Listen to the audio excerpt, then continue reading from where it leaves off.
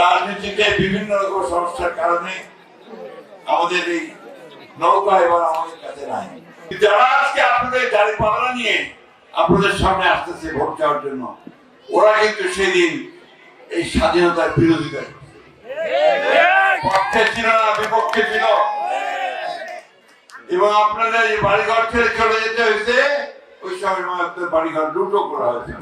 আমাদের এইবার ভোটে যেন আমরা সঠিক সিদ্ধান্ত নেই, আমরা যেন ধানের শীষে ভোট দিই।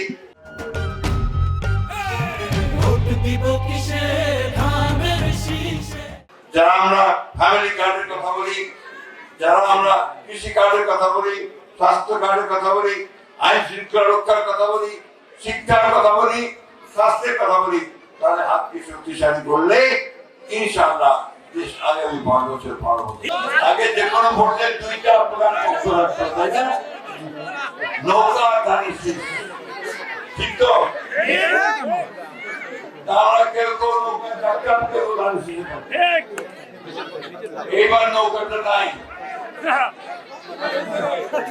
যাই হোক, বিভিন্ন কারণে আমাদের রাজনীতিতে বিভিন্ন রকম সমস্যার কারণে আমাদের এই নৌকা এবার আমাদের কাছে নাই। ওদের নতুন মার্কাও একটা আসছে আমাদের সামনে, তাই না? ঠিকই দাঁড়িয়ে পড়ে, তাই তো? আমরা কাজে বিশ্বাস করি। আপনারা দেখবেন টেলিভিশনে এখন তারেক রহমান সাহেবকে দেখা যাচ্ছে, তাই না? দেখেন না? বয়স অনেক কম, আমার টাইম কম বয়স না, কাজ করার দক্ষতা আছে অনেক, দৌড়াতে পারে অনেক, কাজ করে অনেক বেশি, বিদেশে ছিল অনেক দিন। তিনি বলছেন এবার আমি আমার মা বোনদের জন্য ফ্যামিলি কার্ড আনবো।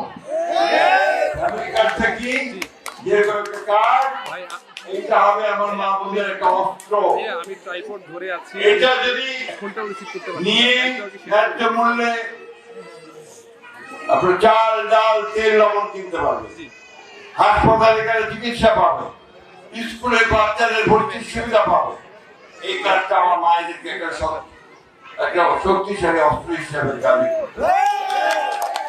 আমাদের কৃষক ভাইদেরকে দাবি কৃষি কার্ড, এই কৃষি কার্ডে আমার কৃষক ভাইয়েরা ন্যায্য মূল্যে সার, সেচ এবং বীজ কিনতে পারবে।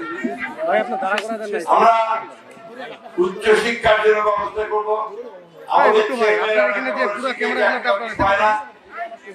চাকরি পায় তার ব্যবস্থা করবো।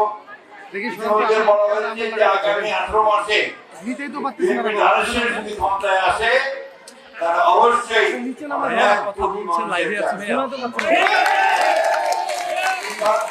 করতে চাই। আমরা আমাদের মেয়েদের লেখাপড়ার জন্য ক্লাস 12 পর্যন্ত বিনা বেতনে লেখাপড়ার ব্যবস্থা করে দিচ্ছিল, মনে আছে আমাদের? পরে আমাদের মেয়েরা কিন্তু কলেজ পাস করতে উপবৃত্তি দেওয়া হয়েছিল। এবং ইনশাআল্লাহ আগামী দিনে আমরা মেয়েদের ক্লাস করার সুবিধা পাবো। হিন্দু সম্প্রদায়ের ভাই বোনেরা যে ভয়টা পান, ওই ভয়টা পাবেন না। এই দেশটা আপনার, এই মাটিটা আপনার। একজন মুসলমানের যে অধিকার আছে, আপনারও সেই অধিকার আছে, এটা মাথায় রাখতে হবে। কারণ এখানে আমরা সবাই সমান, একই দেশের।